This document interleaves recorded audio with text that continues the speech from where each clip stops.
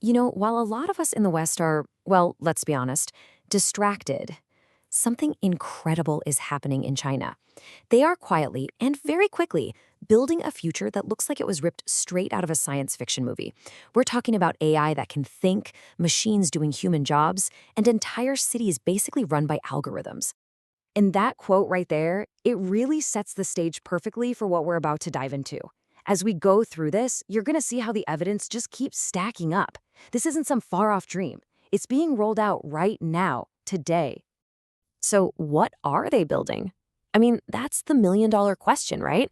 It's one thing to talk about the future in these big, abstract terms, but what does it actually look like when you're living in it? Well, that's exactly what we're going to unpack. Okay, first up, let's talk about something totally fundamental, how we get from point A to point B. And I don't just mean people, I mean everything.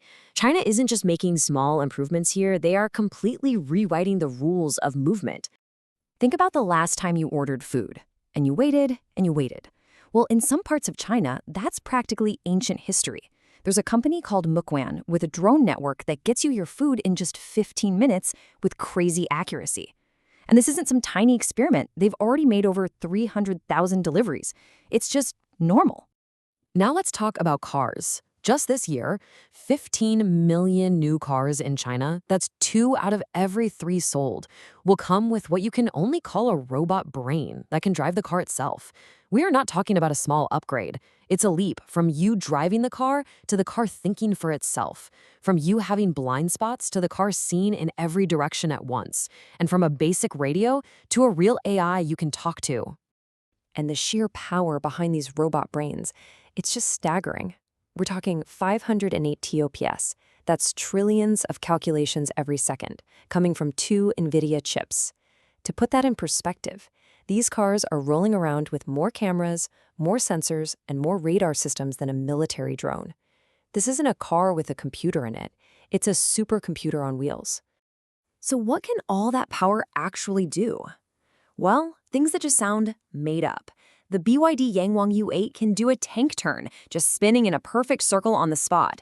It can crab walk sideways into a tight parking space you'd never try to get into. And get this, it can drive into almost 5 feet of water, float, and just cruise around like a boat for half an hour. I'm not kidding, and you can go buy one right now. And if you thought that was wild, check out the BYD Yangwang U9. It's a supercar with over 1,200 horsepower that uses this insane system to literally jump, hop over things, and move its body in time with music. Yes, a supercar that can dance. It's not just a party trick, it shows a level of vehicle control that is just off the charts. But here's the thing. You could have the best technology in the world, but it doesn't matter if people are afraid to use it. And that's where you see this huge cultural gap. In China, 85% of people are cool with a robot driving them around. In the US, it's only 39%. That willingness to adopt new tech is what's really hitting the accelerator. You know that big argument against electric cars? Ugh, it takes forever to charge. Well, China's basically solved it. They have new charging systems that can give a car a 400-kilometer range in just 5 minutes. So let that sink in. In the time it takes you to run into a gas station for a coffee, your car is ready to go. It's officially faster to charge than to pump gas. And for the grand finale of movement, let's look at trains that don't even touch the tracks. China's Maglev trains literally float on magnets, and they've hit test speeds of over 620 miles per hour. Let me say that again. 620 miles per hour. That is significantly faster than the commercial airplane you fly for vacation.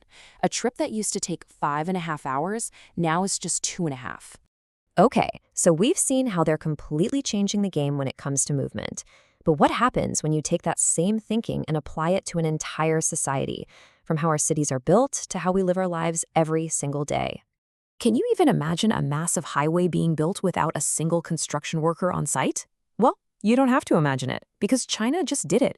They used fleets of autonomous rollers, pavers, and trucks, all working 24/7, guided by GPS. They are literally having robots build the roads for other robots to drive on. That efficiency carries over to something we all dread, the airport. At major hubs like Shanghai Hangzhou, the whole process is automated. You walk up, a camera scans your face, and that's it. Your face is your passport, your ID, your boarding pass. Getting through a checkpoint can take as little as 12 seconds. No fumbling for documents, no talking to anyone. Now, to make all this seamless automation work, you need a massive amount of data and sensors. In China, this takes the form of a system sometimes called Skynet. We're talking about a network of over 200 million AI-powered cameras across the entire country. They use advanced facial recognition, and police even have smart helmets that can scan a crowd and pick out individuals in real time. And this idea of your identity being the key extends right down to how you buy a bottle of water. Forget your phone, forget your credit card. With WeChat Palm Pay, millions of people just hold their hand over a scanner to pay. The system reads the unique lines and even the veins in your palm, and it's so accurate the error rate is less than 1 in a million. So we've seen automated transportation, and we've seen an automated society. But this next step, this is where things get really wild. We're talking about the creation of machines that are designed to do what humans do, and in some cases, do it better. Say hello to the Go-To, and don't think of this as a cute toy. These are working robots. They can run, do backflips, understand your voice, and see in every direction at once. And they're not just in a lab. They're already out in the world, carrying gear at the Asian Games and even working with police forces. And then you have humanoid robots. The Unitree G1 has 23 different joints, which gives it this incredibly fluid, human-like motion. It can run, it can carry things, it can even perform complex kung fu moves. But the most mind-blowing part? This thing costs just $16,000. That is shockingly cheap, and it means we're about to see a whole lot more of them.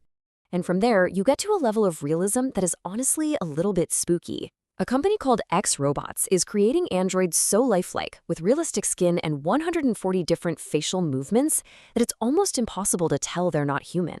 And they're not just prototypes. They're making over 500 of them a year and putting them to work as receptionists and guides.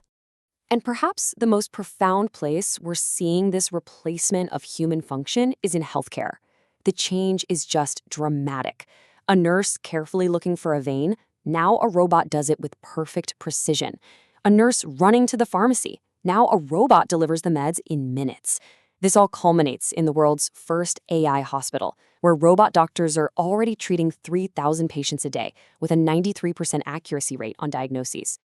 So when you take all of this in, the cars, the cities, the robots, it forces you to ask a really fundamental question about society.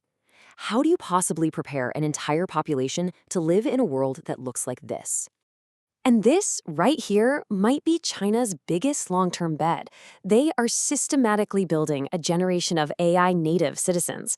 Starting this year, AI classes are mandatory for kids as young as 6 years old. They are learning how to use and control this technology before they've even mastered multiplication tables. This whole revolution, this all-encompassing technological shift, it's happening faster than anyone ever thought possible. And it leaves us with one last, really crucial question to think about. Are you ready for a world where cameras know everything about everyone? Because when this future finally arrives everywhere else, will we be ready for it?